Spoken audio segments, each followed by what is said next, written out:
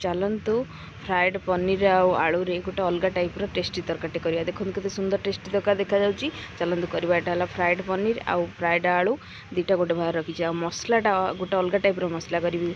एटा हला नड़िया आउ अदा रसुण कंचा लंका और सब प्रकार गोटा मसला जो पैकेट आसे सेटा सब मिसिक एटा गोटे पेस्ट होईची है आउ पेस्ट होटा दीटा बड़ पियाज काटिक नहीं आउ टमाटो एटा हला रिफाइंड ऑयल टी देदेली तापर पंच फुटण जीरा सुखिला लंका देदेली टिके भाजी आसला पियाज जो दीटा काटिक रखी बड़ पियाज ताकू पकईदेली तापर टमाटा ता ऊपर पकेबी। देखो टी भाजी आसला टमाटा देदेली टमाटा भाजी आसला से जो मसलाटा बाटी थी जो मिक्स मसलाटा सेटा पकईदेली सेटा पकईकी भल भाव जारिबे एटा लगिज माने देखिकी भल भाव जारिबे कारण नड़िया बटाटा जदि होता है ताहले मसलाटा भल भाव न कषिले माने लगातार न कषिबे ताहले मसलाटा लगिज कढ़ारे से कंटिन्यूअसली भल भाव गोलाउथिबे। देखंतु भल भाव देखंतु मसलाटा कषि गलानी टिके कषि आसला हलदी टिके पकेइली तापर माने लुणटा पकेइबी।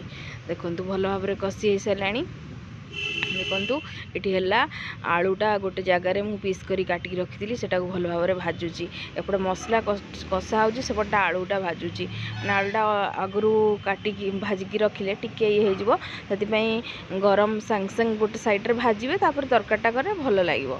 देखो यहाँ भल भाव कषि गला भजा आलूटा यहाँ गोटे जगह काढ़ी रखीदे। देखु यहाँ तो पनीर भजाटा भजा अलरेडी भाजी देकी आगुरी रखीदे आउ देखो से जो भजा आलूटा को देदेली मसलाटा भल भाव कषि आसला ऊपर पकईदेली भजा आलूटा तापर एपट सेपट करके गोलई देवी। यहाँ बेसी मसलाटा कषिया पड़े ना कारण यहाँ नड़ियाटा बटाटा से कम समय मसलाटा हो। देखु ब्लैक पेपर काश्मीर चिली और गरम मसला यहाँ पकईदेली यहाँ पकईले बहुत टेस्टी लगे तरकारी यही मसलाटा निश्चय पकेबे। देखो यहाँ भल भाव कषि गला तापर कौन दबा देखो यहाँ भल भाव कषि आसला कंडा दबा ना पनीर दबा पनीरटा जो भाजिकी रखी पकईदेली पकईदे एपट सेपट कर गोलईदेली।